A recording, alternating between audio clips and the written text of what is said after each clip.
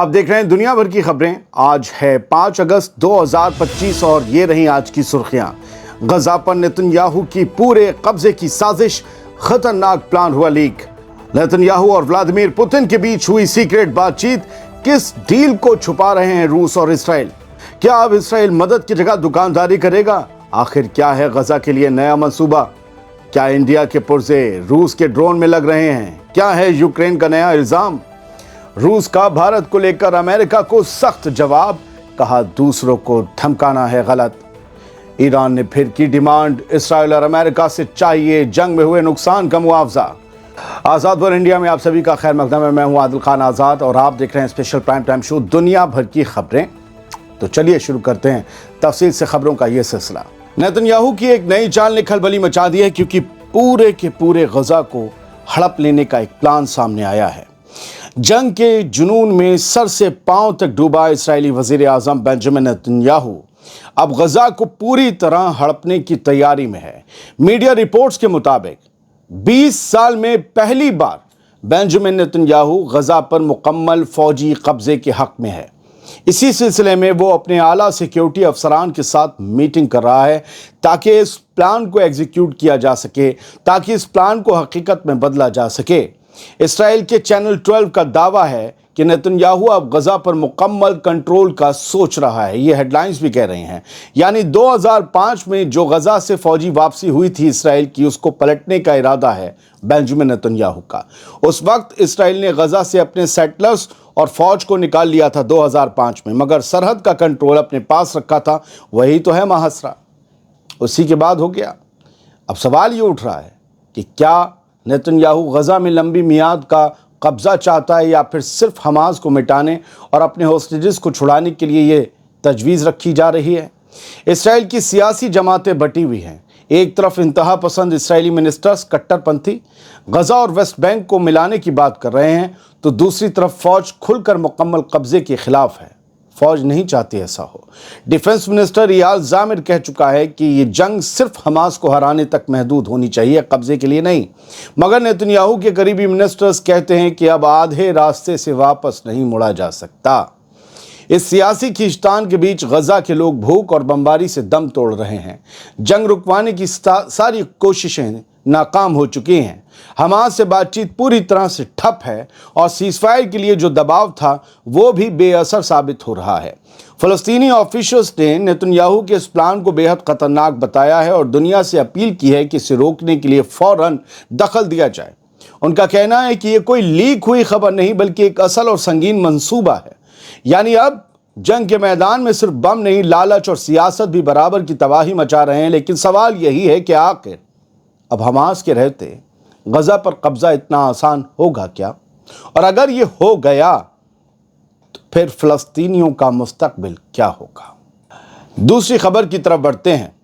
بھوک مری سے نپٹنے کے لیے اسرائیل کی نئی نوٹنکی جان لیجئے۔ اب یونائٹڈ نیشن نہیں، دکاندار غزہ میں پہنچائیں گے مدد۔ اسرائیل نے اب نیا طریقہ نکالا ہے غزہ میں مدد پہنچانے کا۔ اسرائیل کی سرکاری ایجنسی کوگیٹ نے اعلان کیا ہے کہ غزہ کے لوکل دکانداروں کے ذریعے غزہ میں کچھ ایسنشیل سامان بھیجا جائے گا۔ اس میں کھانا، بیبی فوڈ، پھل، سبزی اور صفائی کا سامان شامل ہے۔ یو این اور این جی اوز کی مدد سے اب دوری بنائی جا رہی ہے۔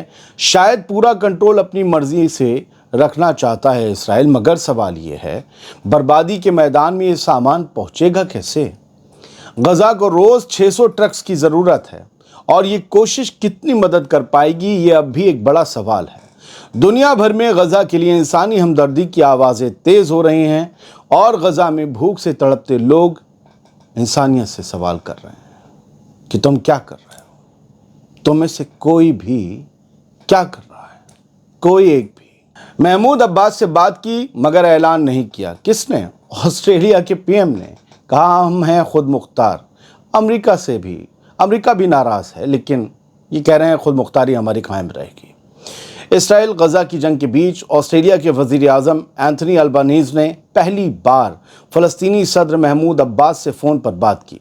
عباس نے گزارش کی کہ آسٹریلیا فلسطین کو ایک ملک کے طور پر تسلیم کرے، مگر البانیز نے صرف 2 ریاستوں کے حل کی بات دہرائی۔ ٹائم لائن کچھ نہیں دی، کب کریں گے؟ آسٹریلیا اب تک فلسطین کو آفیشلی ریکگنائز نہیں کرتا، مگر اس کے کئی الائز جیسے کہ فرانس، کینیڈا اور یونائٹڈ کنگڈم یونائٹڈ نیشنز کی جنرل اسمبلی میں اگلے مہینے ستمبر میں فلسطین کو تسلیم کرنے کا وعدہ کر چکے ہیں۔ امریکہ اس سے پریشان ہے، ناراض بھی ہے، اور اب آسٹریلیا پر دباؤ ڈالا جا رہا ہے۔ آسٹریلیا بھی اسی راہ پر ہے، لیکن آدھے من سے اور ادھورے راستے پر۔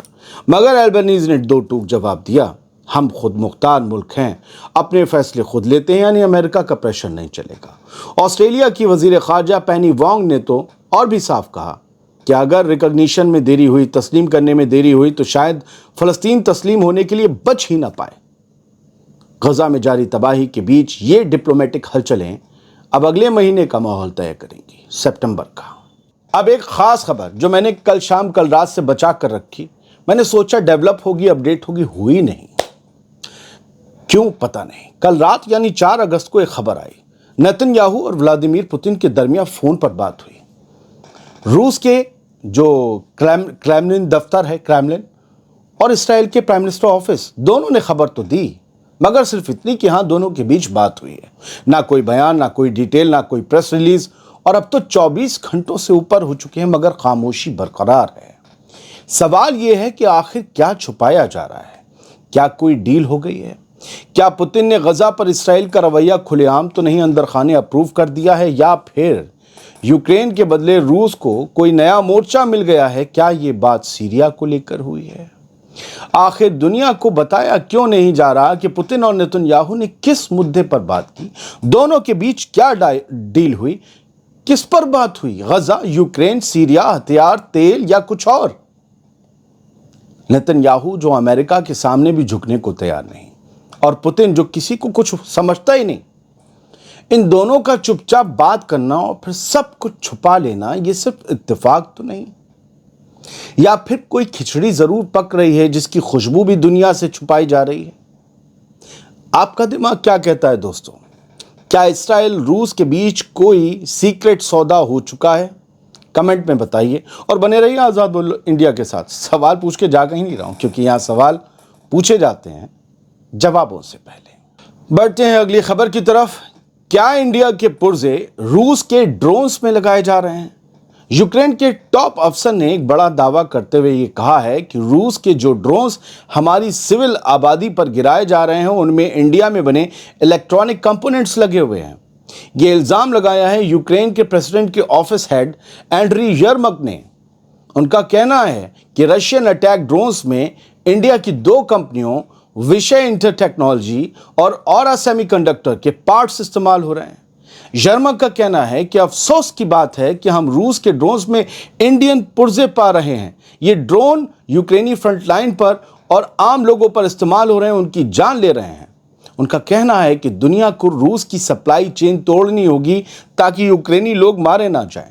یعنی ایک طریقے سے مطالبہ کر رہے ہیں کہ اگر یہ انڈیا کے واقعی پرزے ہیں تو انڈیا کے پرزے روس تک پہنچنے سے روکنے ہوں گے۔ فی الحال انڈیا نے یرمک کے بیان پر کوئی تازہ بیان نہیں دیا ہے۔ پہلے کچھ الزام آئے تھے تو تب جواب دے دیا گیا تھا فارن منسٹری کی طرف سے۔